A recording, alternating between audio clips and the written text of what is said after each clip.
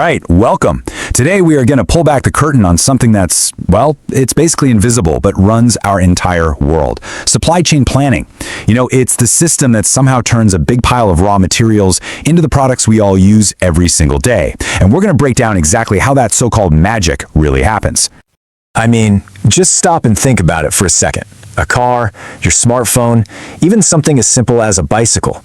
Each one is made up of hundreds, maybe even thousands of individual parts.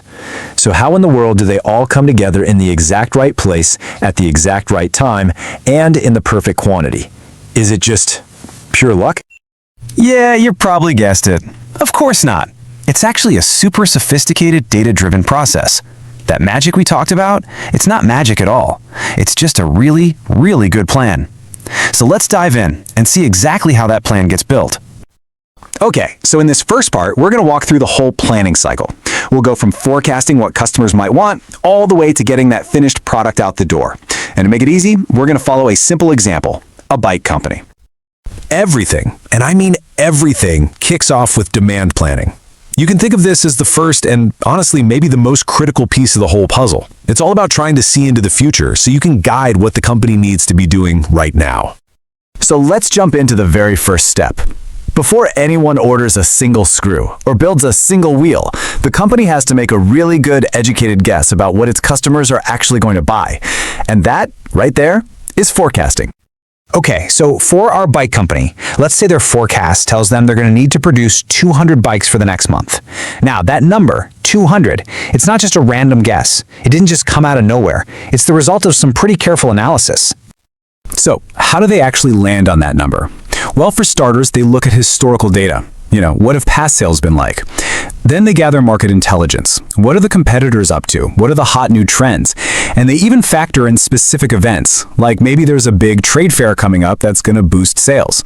It's really a mix of science and, well, a little bit of art. And getting this right is absolutely crucial. Because if you get it wrong, you either have a warehouse full of unsold bikes tying up all your cash, or you lose out on sales because you just don't have enough to sell. Now, in the language of production planning systems, like SAP, for those of you who are familiar, this forecast for 200 bikes gets a special name. It becomes what's called a Planned Independent Requirement, or a PIR.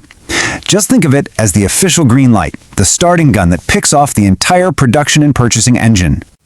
Okay, so a forecast is just a prediction, right? But reality, well, reality is what happens when actual customers start placing orders.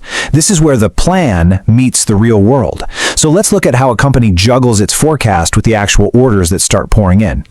So companies usually go one of two main ways here. There's make to stock, or MTS. That's where you build based on your forecast, like our 200 bikes, and you have them sitting on the shelf ready to go. Then there's make to order, or MTO. Here you don't build anything until a specific customer places an order. In the real world, a lot of companies actually use a mix of both. And this is so cool. This is how the plan stays up to date.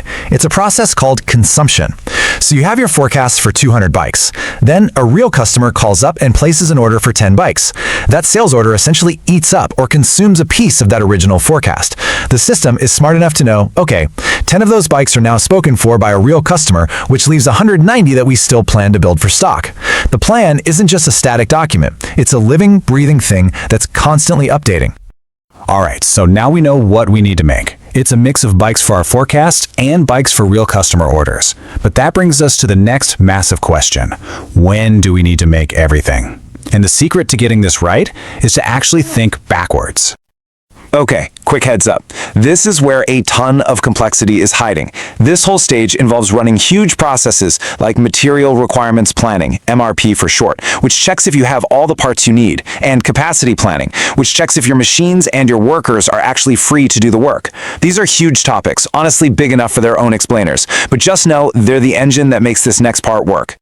The key idea here is something called backwards scheduling. It's brilliant in its simplicity. You start with the end date, the day the customer wants their bike, and you work backwards in time. So if the finished bike has to be ready on a Friday, that means the tire assemblies have to be built and ready by, say, Tuesday. And for that to happen, the spokes and rims need to show up at the factory a week before that. See how that works? This process figures out the exact start date for every single little step, all the way back to ordering the raw materials. So let's zoom out and put all the pieces together. The most important thing to get here is that these steps, forecasting, managing demand, and planning production, they're not isolated things. They're all part of one continuous loop that keeps the whole supply chain humming along. It all starts with a forecast, right? You look at past data, you look at market trends, and you create that initial signal of what you think you're going to need. Then you manage that demand.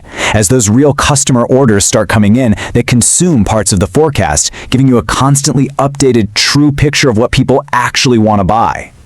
And finally, you plan the actual production. You use that backward scheduling logic, starting from the deadline and working your way back to create a super precise timeline, making sure everything happens exactly when it needs to. So we've just walked through the basic logic for making one bike, but now try to imagine a huge global company doing this for thousands or even millions of different products, all at the same time, across dozens of factories all over the world. How does that even work? Well, that is the incredible challenge that massive systems are built to solve, and it's what makes supply chain planning one of the most complex and, honestly, one of the most fascinating fields out there. Welcome.